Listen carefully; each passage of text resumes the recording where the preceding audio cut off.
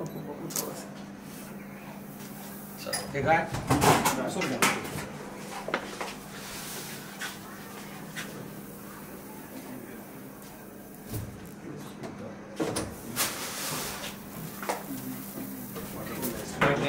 Classes आहे आणि वसतिगृह आहे आणि स्पोर्ट्स क्रीडासाठी आणि हे होत आहे ते कसं होतं बिल्डिंग कामामध्ये स्कूल आणि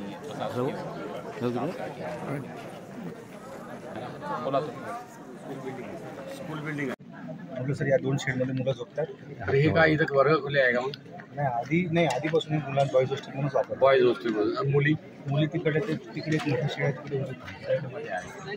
अच्छा एका ठिकाणी त्यांच्याकडे व्यवस्था वगैरे आहे त्यांचं पावसाला कोणतं पण बेड नाही आहे म्हणजे कसं आहे पावसाला कोणतं पडलं होतं मग ते पडलं होतं हवेनं उडून गेलं होतं ते सर तेच आहे ना ते उडलं होतं त्यानंतर त्याची दुरुस्ती झाली म्हणून त्याचे कारखाने हो 2 क्वार्टर्स आणि हे पूर्ण उडलं होतं किनी सोनोर्ली आणि बोटोनी 3 शाळा उडल्या।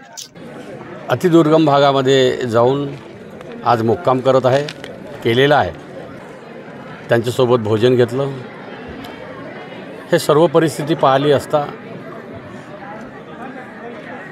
मी उद्याला किंवा येणाऱ्या 4-5 दिवसामध्ये माननीय मुख्यमंत्री महोदयाशी चर्चा करून जेवणामध्ये 2-4 सुधारणा करावा असा माझ्या मनामध्ये विचार आलेला आहे। सीझननुसार पालेभाज्याची गरज वाटत आहे त्यामुळे भविष्यामध्ये मुख्यमंत्री महोदयाशी चर्चा करून आदिवासी विभागाच्या माध्यमातून सर्व आश्रमशाळेमध्ये शासकीय आश्रमशाळेमध्ये आम्ही सुधारणा करण्याचा विषय केलेला आहे। सोबतच विद्यार्थ्यांशी संवाद साधला असता आमचे विद्यार्थी खूप हुशार आहे परंतु इंग्रजी माध्यमाच्या बाबतीत इंग्रजी बोलण्याच्या बाबत एक माझ्या लक्षात आलेलं त्याच्यावर आम्ही विशेष लक्ष केंद्रित करणार आहे।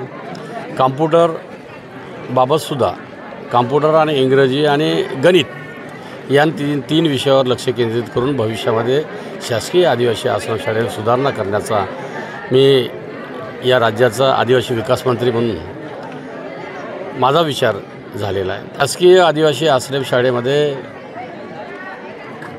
विद्यार्थीची संख्या कमी होण्याचं कारण आदिवासी समाजाच्या किंवा विद्यार्थ्यांच्या पालकामध्ये गैरसमज जो होता तो त्यांचा गैरसमज दूर करण्याच्या उद्देशानं आज आम्ही संपूर्ण महाराष्ट्रामधल्या 497 आश्रमशाळेमध्ये मुक्काम करून पालकांचा विश्वास संपादन करणे विद्यार्थ्यांना प्रोत्साहन देणे हाच उद्दिष्ट आहे।